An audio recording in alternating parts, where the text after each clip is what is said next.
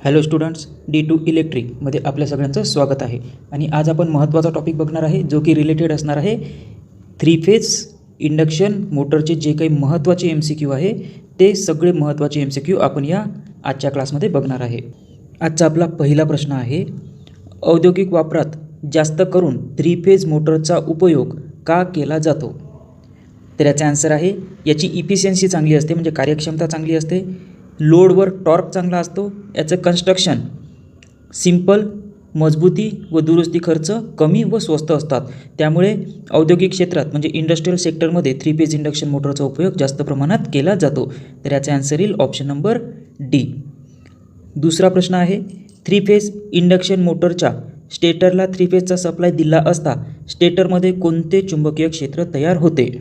तर कुठल्याही 3 phase induction मोटरच्या स्टेटरला ज्यावेळेस आपण सप्लाय देतो तर त्यामध्ये रोटेटिंग मॅग्नेटिक फील्ड म्हणजे RMF रोटेटिंग मॅग्नेटिक फील्ड म्हणजेच फिरते चुंबकीय क्षेत्र तयार होते, हे लक्षात ठेवायचं. आणि हे RMF रोटेटिंग मॅग्नेटिक फील्ड म्हणजेच सिंक्रोनस स्पीड असते. ठीक आहे. त्यानंतर प्रश्न क्रमांक 3, फिरते चुंबकीय क्षेत्र म्हणजे काय? तर याचा आन्सर आहे ऑप्शन नंबर डी, किंमत एकच परंतु दिशा सतत बदलणारे चुंबकीय क्षेत्र म्हणजे फिरते चुंबकीय क्षेत्र म्हणजेच RMF. ठीक आहे. नेक्स्ट क्वेश्चन बघू.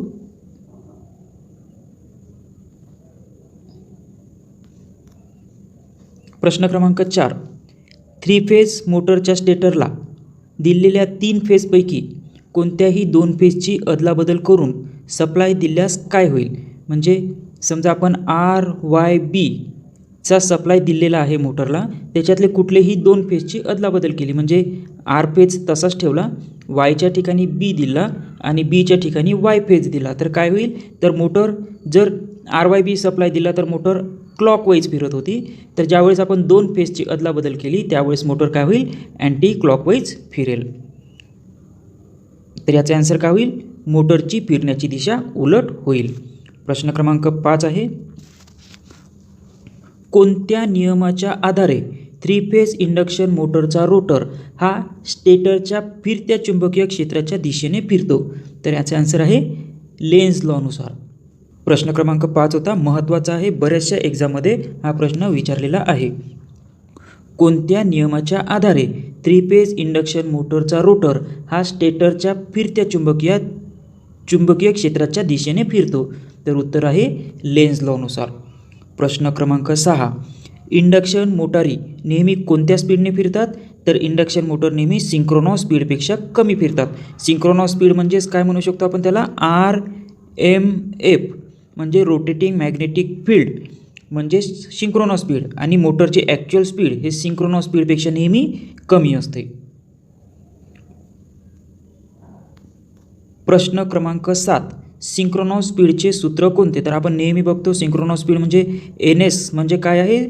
Synchronous speed. N हा स्पीडला डिनोट करतो आणि S हा सिंक्रोनसला डिनोट करतो, म्हणजे NS = 120F divided by P असा आपण फॉर्म्युला लक्षात ठेवलेला आहे.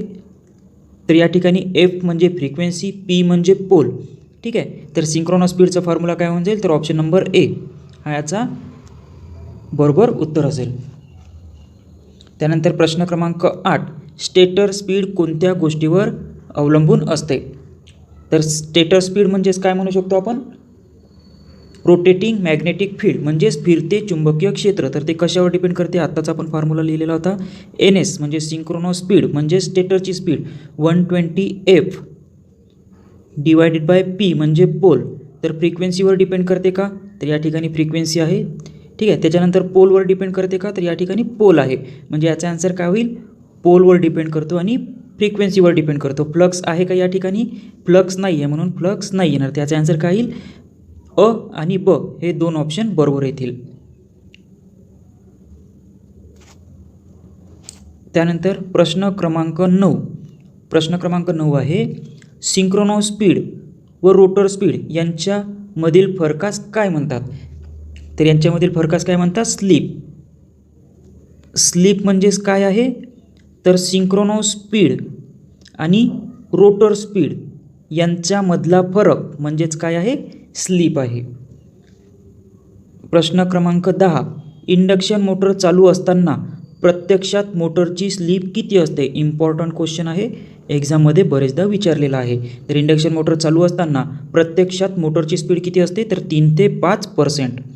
ठीक आहे. त्यानंतर प्रश्न क्रमांक 11, स्लीप माहीत करण्यासाठी सूत्र काय आहे? तर स्लीप माहीत करण्यासाठी सूत्र काय आहे? NS minus NR divided by NS. आणि स्पीड आपल्याला स्लीप आपल्याला पर्सेंटेजमध्ये सांगायची असते म्हणून इंटू 100. तर याचा आन्सर येईल ऑप्शन नंबर ए. हे स्लीपचं सूत्र आहे. प्रश्न क्रमांक 12, इंडक्शन मोटरचा टॉर्क कसा असतो?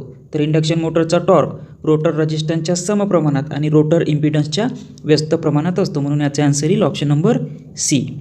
प्रश्न क्रमांक 13, 3 फेज इंडक्शन मोटरचा टॉर्क हा खालीलपैकी कोणत्या घटकावर अवलंबून असतो? तर रोटर पॉवर फॅक्टरवर अवलंबून असतो, रोटरच्या EMFवर अवलंबून असतो आणि रोटरच्या करंटवर अवलंबून असतो. तर याचा आन्सर येईल ऑप्शन नंबर सी. ठीक आहे. त्यानंतर प्रश्न क्रमांक 14, 3 फेज इंडक्शन मोटर चालू करताना सुरुवातीला कमी व्होल्टेजचा सप्लाय दिल्यास स्टार्टिंग टॉर्कवर काय परिणाम होईल? तर त्याचा स्टार्टिंग टॉर्क कमी होईल. त्यानंतर प्रश्न क्रमांक 15, इंडक्शन मोटरला सप्लाय देता क्षणी सुरुवातीला रोटरमध्ये निर्माण होणारा EMF किती असतो? तर किती असतो? जास्तीत जास्त. त्यानंतर प्रश्न क्रमांक 16, 3 फेज इंडक्शन मोटरचा स्टार्टिंग टॉर्क हा खालीलपैकी कोणाच्या समप्रमाणात असतो? तर ऑप्शन बी E² समप्रमाणात असतो. त्यानंतर प्रश्न क्रमांक 18, 3 फेज इंडक्शन मोटरचा रोटर सर्किटचा रेजिस्टन्स वाढत गेल्यास टॉर्कवर काय परिणाम होईल? तर स्टार्टिंग टॉर्क वाढेल परंतु रनिंग टॉर्क स्थिर असेल, कॉन्स्टंट असेल. त्यानंतर प्रश्न क्रमांक 19, कोणत्या इन्सुलेशन वर्गातील इंडक्शन मोटरचा स्टार्टिंग टॉर्क उच्च असतो? तर याचे आन्सर असेल option number D, class C.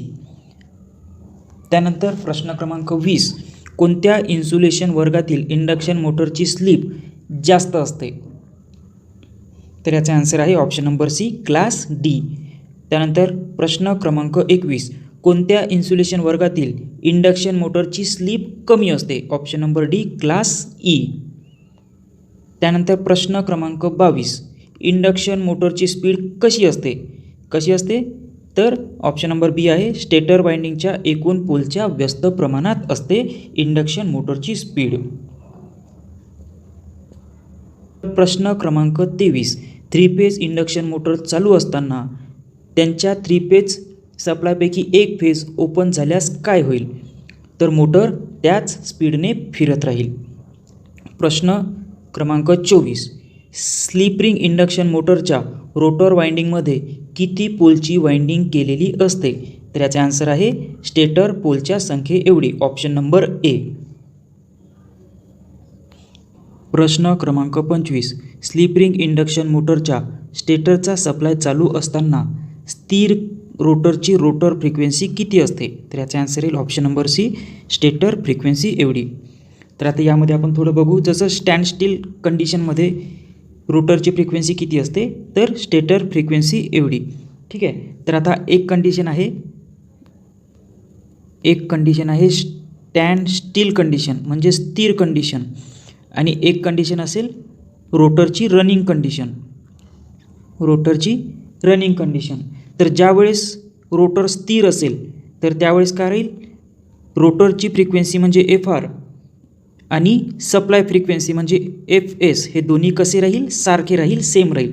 परंतु रनिंग कंडिशनमध्ये काय होतं की या ठिकाणी स्लीपचा एक टर्म येतो, स्लीप तयार होते. तर स्लीप तयार झाल्यामुळे जे सप्लाय फ्रिक्वेन्सी आहे, सप्लाय फ्रिक्वेन्सीबरोबर स्लीप गुणिला रोटर फ्रिक्वेन्सी होईल.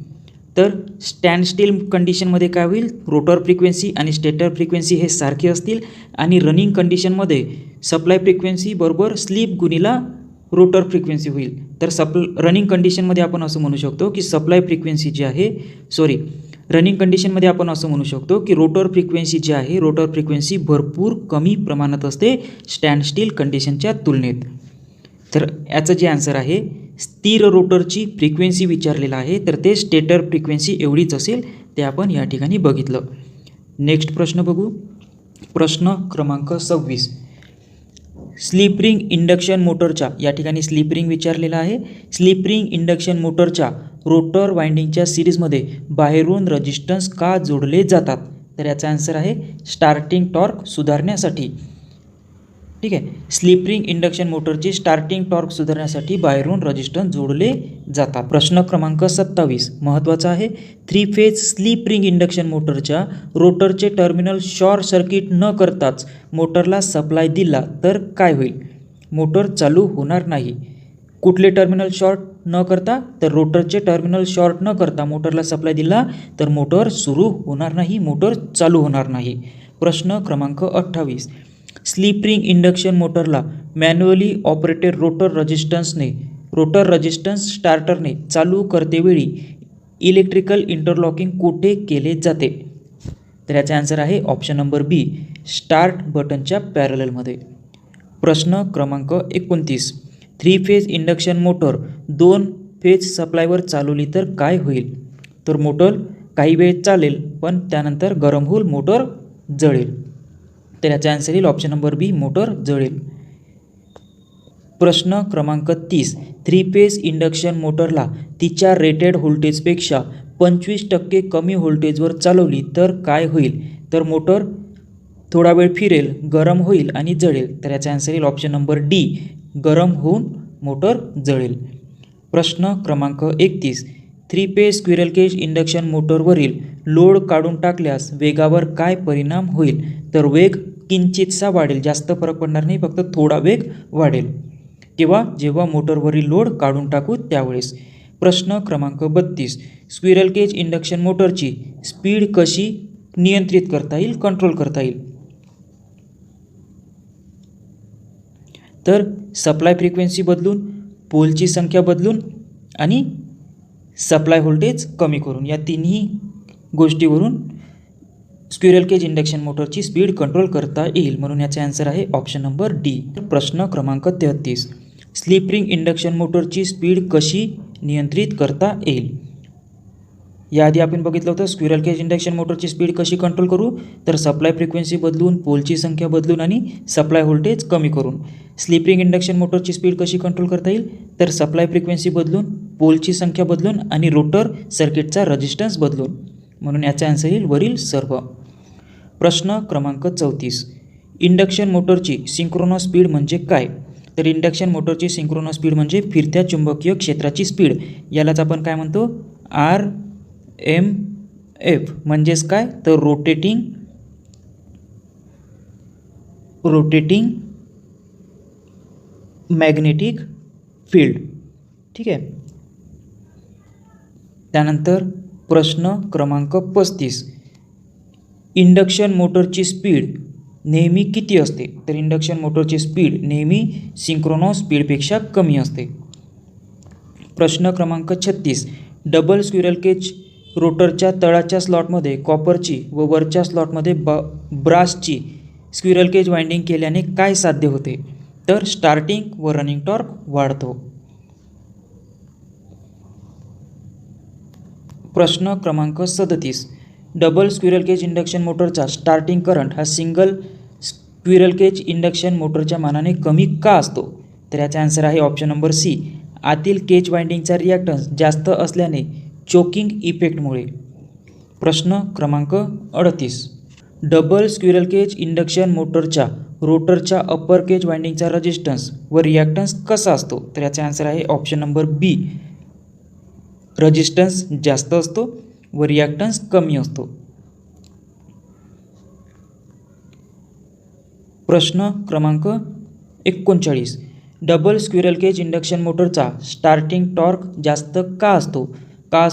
तर option number A, outer cage वाइंडिंगचा रेजिस्टन्स जास्त असल्यामुळे डबल स्क्विरल केज इंडक्शन मोटरचा स्टार्टिंग टॉर्क हा जास्त असतो.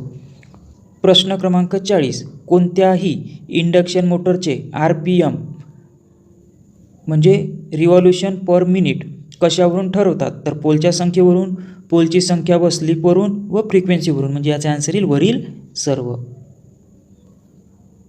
प्रश्न क्रमांक 41 इंडक्शन मोटरमध्ये मोटरचा स्टार्टिंग टॉर्क आणि कार्यक्षमता हे दोन्हीही उच्च मिळवण्यासाठी काय उपाययोजना करावी लागेल? तर याचा आन्सर आहे स्टार्टिंगला रोटर रेजिस्टन्स हा जास्त आणि चालू स्थितीत कमी असावा लागतो. प्रश्न क्रमांक 42. इंडक्शन मोटरचा नो लोडवर पॉवर फॅक्टर किती असतो? तर तो असतो 0.2 लॅगिंग. आणि फुल लोडवर किती असतो? तर 0.8 लॅगिंग. हे लक्षात ठेवायचं. नो लोडवर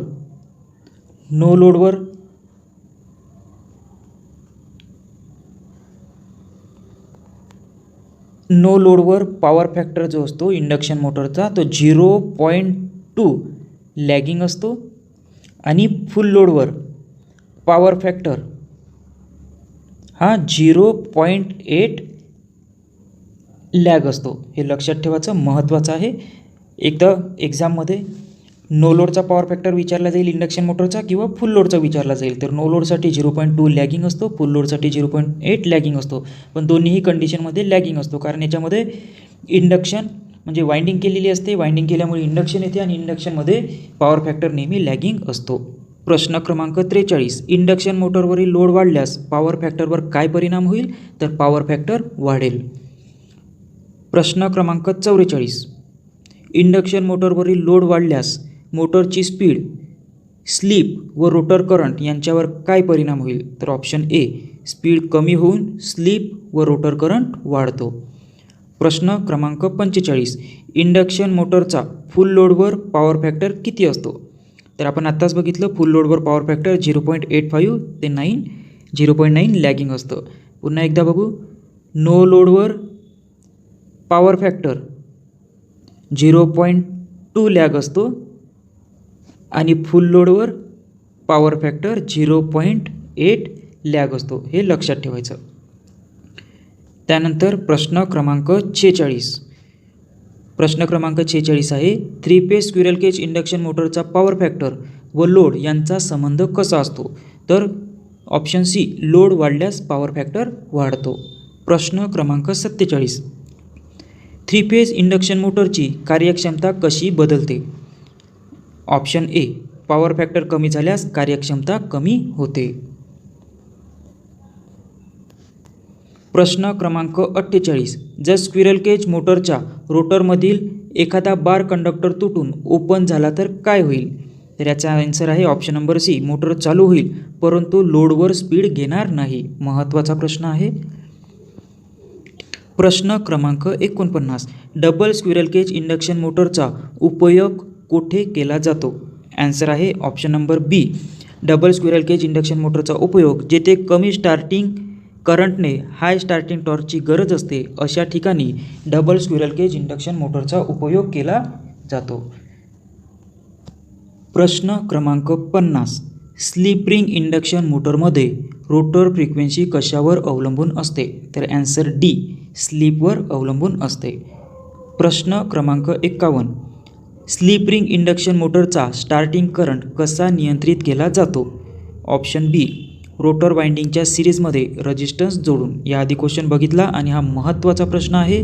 बऱ्याच एक्झाममध्ये हा प्रश्न विचारलेला दिसतो आपल्याला, त्यामुळे याला व्यवस्थित समजून घ्यायचं. स्लिप रिंग इंडक्शन मोटरचा स्टार्टिंग टॉर्क कसा नियंत्रित करतात? तर रोटर वाइंडिंगच्या सिरीजमध्ये रेजिस्टन्स जोडून. प्रश्न क्रमांक 52. 3 फेज स्लिप रिंग इंडक्शन मोटरचा स्टार्टिंग टॉर्क जास्त मिळवण्यासाठी काय केले पाहिजे? पुन्हा तोच प्रश्न आहे. तर रोटरच्या सर्किटमध्ये बाहेरून जास्तीचा रेजिस्टन्स जोडला पाहिजे. कशासाठी? तर 3 फेज स्लिप रिंग इंडक्शन मोटरचा स्टार्टिंग टॉर्क जास्त मिळवण्यासाठी. प्रश्न क्रमांक 53. 3 फेज इंडक्शन मोटरमध्ये टॉर्क व स्लिप यांचा संबंध कसा असतो? तर आन्सर आहे ऑप्शन नंबर ए, स्लिप कमी असेल तर टॉर्क हा स्लिपच्या वर्गाच्या व्यस्त प्रमाणात आणि जास्त असेल तर स्लिप टॉर्क हा स्लिपच्या व्यस्त प्रमाणात असतो. त्यानंतर प्रश्न क्रमांक 54. 3 फेज इंडक्शन मोटरचा सप्लाय व्होल्टेज कमी करून रेटेड व्होल्टेजच्या 75% केला तर स्टार्टिंग करंट कितीने कमी होईल? तर याचा आन्सर आहे ऑप्शन नंबर सी, 25% कमी होईल. प्रश्न क्रमांक 55. 3 phase squirrel cage induction motor चालू करण्यासाठी कोणते स्टार्टर वापरले जाते? तर 3 phase squirrel cage induction motor चालू करण्यासाठी DOL स्टार्टर किंवा स्टार डेल्टा स्टार्टर वापरले जाते. प्रश्न क्रमांक 56. स्लिप रिंग इंडक्शन मोटर चालू करण्यासाठी कोणते स्टार्टर वापरले जाते? महत्त्वाचा आहे, इम्पॉर्टंट क्वेश्चन आहे. स्लिप रिंग इंडक्शन मोटर चालू करण्यासाठी कोणते स्टार्टर वापरले जाते? तर याचा आन्सर आहे रोटर रेझिस्टन्स स्टार्टर वापरले जाते स्लिप रिंग इंडक्शन मोटर चालू करण्यासाठी. प्रश्न क्रमांक 57. 3 फेज इंडक्शन मोटरला चालू करण्यासाठी स्टार डेल्टा स्टार्टर वापरल्याने स्टार्टिंग करंट कितीने कमी होतो? तर याचा आन्सर आहे ऑप्शन नंबर ए, 1/√3 पटीने कमी होतो. हा सुद्धा महत्त्वाचा प्रश्न आहे. 3 फेज इंडक्शन मोटरला चालू करण्यासाठी स्टार डेल्टा स्टार्टर वापरल्याने स्टार्टिंग करंट कितीने कमी होतो? तर 1/√3 पटीने कमी होतो. प्रश्न क्रमांक 58. 3 फेज इंडक्शन मोटर प्रथम स्टारमध्ये जोडून चालवली आणि नंतर डेल्टामध्ये जोडून चालवली तर डेल्टामध्ये मोटरने घेतलेली पॉवर किती असेल? तर याचा आन्सर आहे स्टारपेक्षा 3 पटीने जास्त असेल. तर प्रश्न क्रमांक 59. 3 फेज इंडक्शन मोटरचा स्टार्टिंग करंट किती असतो? तर 3 फेज इंडक्शन मोटरचा स्टार्टिंग करंट हा फुल लोड करंटच्या 5 ते 7 पटीने जास्त असतो. महत्त्वाचा प्रश्न आहे. प्रश्न क्रमांक 60. सारख्या रेटिंगसाठी डबल स्क्विरल केज इंडक्शन मोटरच्या मानाने स्लिप रिंग इंडक्शन मोटरची कार्यक्षमता किती असते? तर कमी असते. प्रश्न क्रमांक 61. शेवटचा प्रश्न आहे आपला 3 फेज इंडक्शन मोटरचा. इंडक्शन मोटरचा उपयोग कुठे केला जातो? तर याचा आन्सर आहे इंडक्शन मोटरचा उपयोग लिफ्टसाठी पण केला जातो, प्लेनरसाठी पण केला जातो आणि क्रेनसाठी पण केला जातो. तर याचा आन्सर येईल वरील सर्व. तर आजच्या क्लासमध्ये आपण 3 फेज इंडक्शन मोटरचे जे महत्त्वाचे 60 MCQ क्वेश्चन होते ते सगळे 60 महत्त्वाचे MCQ क्वेश्चन आपण या ठिकाणी बघितले आणि एक्झाममध्ये अशाच प्रकारचे प्रश्न विचारले जातात. आजच्या क्लासमध्ये एवढंच. Thank you for watching this. See you next time.